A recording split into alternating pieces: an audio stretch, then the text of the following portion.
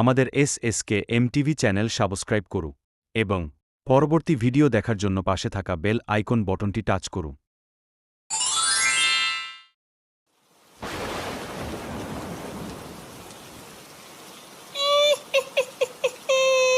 বৃষ্টি বৃষ্টি বৃষ্টি বৃষ্টি পড়ে ঝমাঝম, খাবো আমি আলুর দম, তার সাথে মাছ ভাজা, গরম গরম তাজা তাজা। মাছটা ছিল বড়ই স্বাদের। আহ কি যেন নামটা মাছের? গত বছর এমন বৃষ্টির দিনে একরকম মাছ খেয়েছিলাম মনে আছে। কি অপূর্ব স্বাদ ছিল সেই মাছটার, কিন্তু মাছটার নামটা তো একদম মনে পড়ছে না। তাহলে তাহলে সেই মাছ এখন খাবো কি করে? দেখি দেখি যাই তো কারো বাড়িতে সেই মাছ দেখতে পাই কি না। হাওয়ায় উড়তে উড়তে গ্রামের ভেতরে চলে গেল ডাইনি।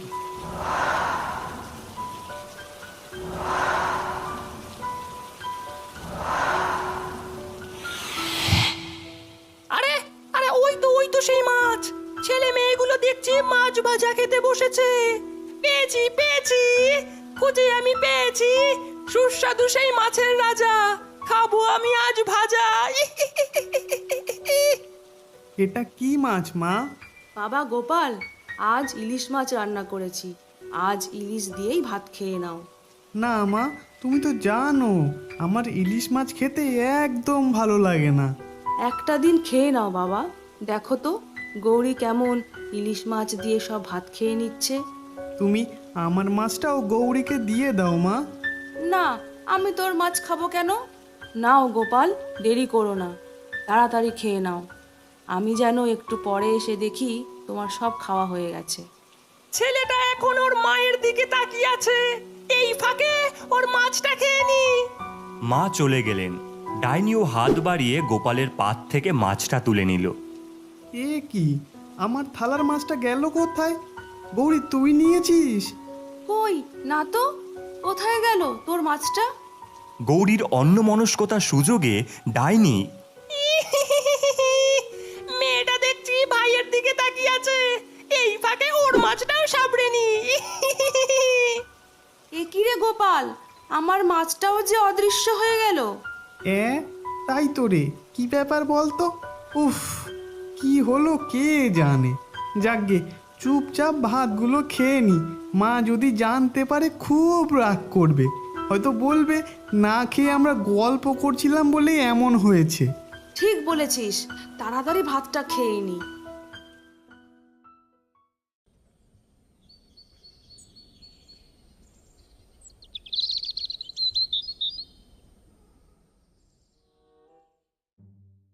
গোপালের বাবা বাজারে থলি নিয়ে বেরোচ্ছেন। বারান্দায় গোপাল আর গৌরী খেলছে। বারান্দার পাশে একটা গাছের ওপর ডাইনি বসে আছে। এই গোপাল, গোপাল রে, এই মা বলছিল তুই ইলিশ মাছ খেতে চাইছিস না, তা তোর জন্য কি মাছ আনবো রে বাবা?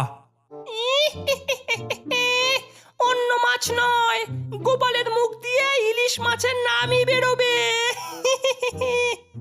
ডাইনি সবার অলক্ষ্যে এগিয়ে এলো আর গোপালের মধ্যে প্রবেশ করে গেল। বাবা, ইলিশ মাছ এনো। ইলিশ মাছ? কিন্তু কিন্তু তুই যে... না না, ইলিশ মাছই এনো। আচ্ছা আচ্ছা, বেশ বেশ, বুঝতে পেরেছি।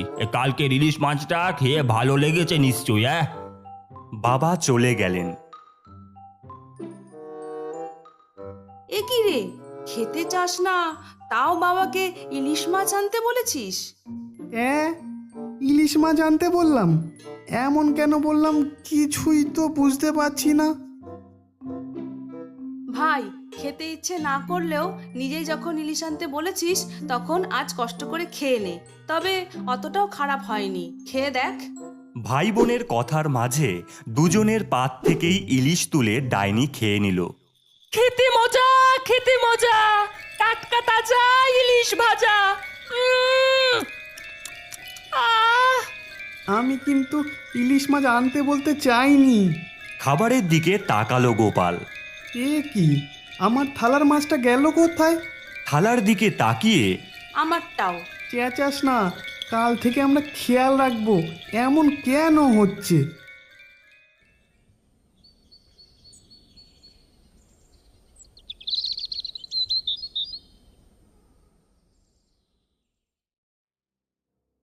ভাই বোন চিন্তিত মুখে বসে আছে বারান্দায়, আর বাড়ির চালে ডাইনি বসে পা দোলাচ্ছে। এসব কি হচ্ছে বলতো? রোজই আমাদের মাছগুলো কোথায় অদৃশ্য হচ্ছে।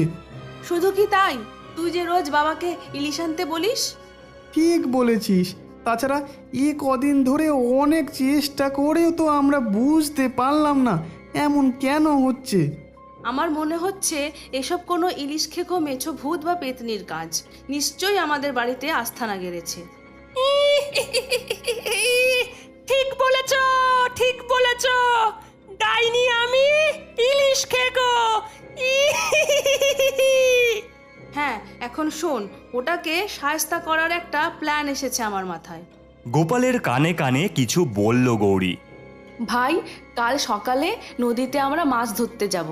নদীর টাটকা ইলিশ মাছের স্বাদই আলাদা। তুই যাবি তো? যাবো আবার না? নদীর টাটকা ইলিশ দারুণ টেস্ট, ধরবো আর খাবো। আরে, ছেলেটাও ইলিশ মাছ খেতে চাইছে, তাহলে নিশ্চয়ই ভালোই খেতে হবে মাছগুলো। আমাকেও যেতেই হবে। নদীর ধারে অনেক জাল ছড়িয়ে রয়েছে। গোপাল গৌরী সেখানে এলো, আর পেছনে ডাইনি। এই তো অনেক জাল রয়েছে। হ্যাঁ, যারা মাছ ধরে এখানেই তো জাল শুকোতে দেয়। চল নদীতে জাল ফেলি। নদীতে জাল ফেলা হলো। কিছুক্ষণের মধ্যেই একটা বিশাল বড় ইলিশ ধরা পড়ল। খেতে হবে দারুণ টেস্ট। ইয়া বড় ইলিশ ইজ দ্য বেস্ট। ডাইনি লোভের চোটে সঙ্গে সঙ্গে মাছটাকে নিয়ে মুখে পুরল, কিন্তু সাথে সাথে বিরাট বড় ইলিশের কাঁটা ফুটে গেল ডাইনির গলায়।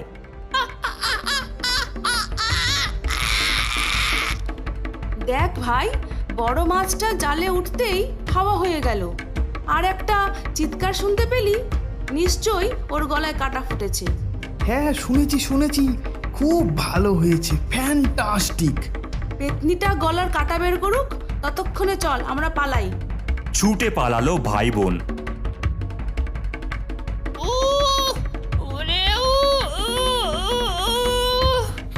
কি যে হলো, বড় ব্যথা, গলায় ফুটলো ইলিশের কাঁটা। সব ওই বদমাস ছেলে মেয়েগুলোর জন্য। ওদেরকে আমি শায়েস্তা করেই ছাড়বো। গোপাল আর গৌরী উঠোনে খেলা করছে। এমন সময় গৌরী দেখলো একটা ছোট্ট মাছ ছটপট করছে। ভাই দেখ দেখ, কি কিউট এই ছোট্ট মাছটা। খুব সুন্দর মাছটা। ও বোধ হয় জলের জন্য ছটফট করছে। হ্যাঁ, ঠিক বলেছিস। গামলা করে একটু জল নিয়ে আয় তো। এটা কি মাছ বুঝতে পারছিস? মনে হচ্ছে এটা ইলিশ মাছের বাচ্চা। এটাকে জলের মধ্যে রেখে আমরা এটার সাথে খেলা করব। তাহলে ওর একটা নাম দিতে হবে। আজ থেকে ওর নাম ইলু। বারান্দায় গামলার জলে ইলু। গোপাল গৌরী জলে হাত দিয়ে ইলুর সাথে খেলা করছে। সেই সময় মা এলেন। এটা আবার কোথায় পেলি তোরা? এই উঠোনে এসেছিল মা। ও আমাদের বন্ধু, ওর নাম ইলু। ও আমাদের বন্ধু হয়ে গেছে, ও আমাদের সাথেই থাকবে। আচ্ছা বেশ, তবে 2-4 দিন রেখে কিন্তু নদীতে দিয়ে আসবি, না হলে ও বড় হবে কি করে। আচ্ছা মা। রাতে দুই ভাই বোন ঘুমোচ্ছে।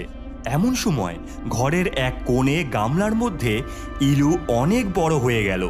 তারপর লাফিয়ে উঠে গোপালের পা কামড়ে ধরল। বোন ওঠ, দেখ ইলু আমার পা কামড়ে ধরেছে। এ কি, ইলুকে তো অনেক বড় দেখাচ্ছে, আর ওর চোখগুলো জ্বলছে। এটা বোধহয় সেই পেতনি। ওকে ওকে সরা, আমার পায়ের থেকে সরা। গৌরী একটা লাঠি এনে ইলুর গায়ে মেরে সরাতে গেল, কিন্তু ইলুকে সরাতে পারল না। যা যা।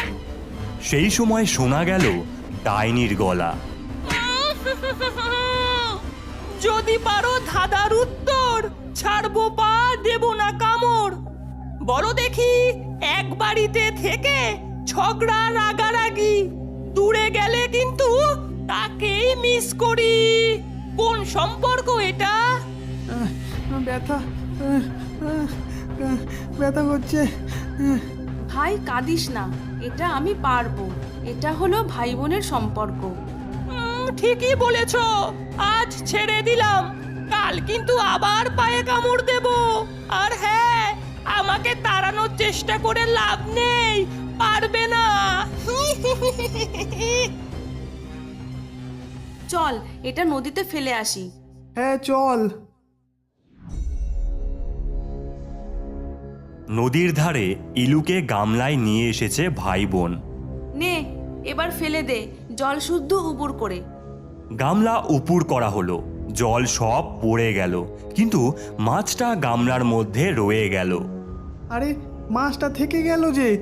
গামলাটা এখানে রেখেই চল আমরা পালাই।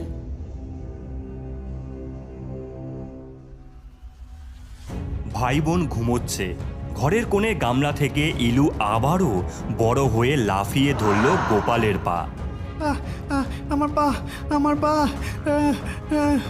আরে আজ আবার তোর পা কামড়ে ধরেছে? আর গামলাটা? ওটা বোধহয় নিজের থেকেই ফিরে এসেছে। অত সহজ না। যদি পারো ধাঁধার উত্তর, ছাড়বো পা, দেব না কামড়। বলো দেখি।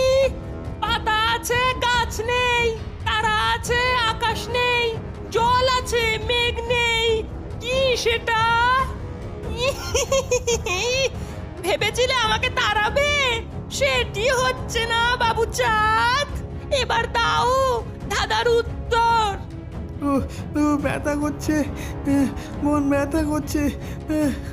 একটু সহ্য কর ভাই, আমাকে একটু ভাবতে দে, আমি ঠিক পারবো। হ্যাঁ বুঝতে পেরেছি, এর উত্তর হবে চোখ। চোখের পাতা আছে, চোখের তারা আছে, কাঁদলে চোখে জল পড়ে।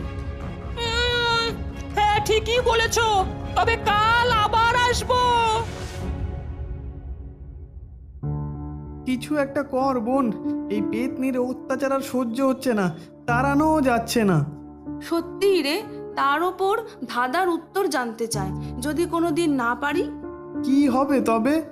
দাঁড়া একটু ভাবতে দে। মা এলেন, দুটো মাছ ভাজা দিয়ে গেলেন। এগুলো দুজনে খেয়ে নে, বাবা আজ অনেক মাছ এনেছে। মা চলে যাওয়ার পর গৌরী মাছ ভাজাটা নিতে গিয়ে দেখল প্লেট খালি। দেখ আবার আমার মাছ খেয়ে নিল, গলায় কাটা ফুটেছে, তবুও ইলিশ মাছ ভাজা খাওয়ার শখ গেল না। আরে একটা আইডিয়া এসেছে ভাই, মায়ের মতো আজ আমিও ইলিশ ভাজা বানিয়ে খাবো। তুই বানাবি? হ্যাঁ দেখতে থাক। চল ভাই এবার গামলাটা নিয়ে আসি। কি করবি বলতো? কেন, ইলিশ মাছ ভাজা বানাবো। দাঁড়া ভাই, এবার মাছটাকে আগুনে পুড়িয়ে ভাজা বানাই।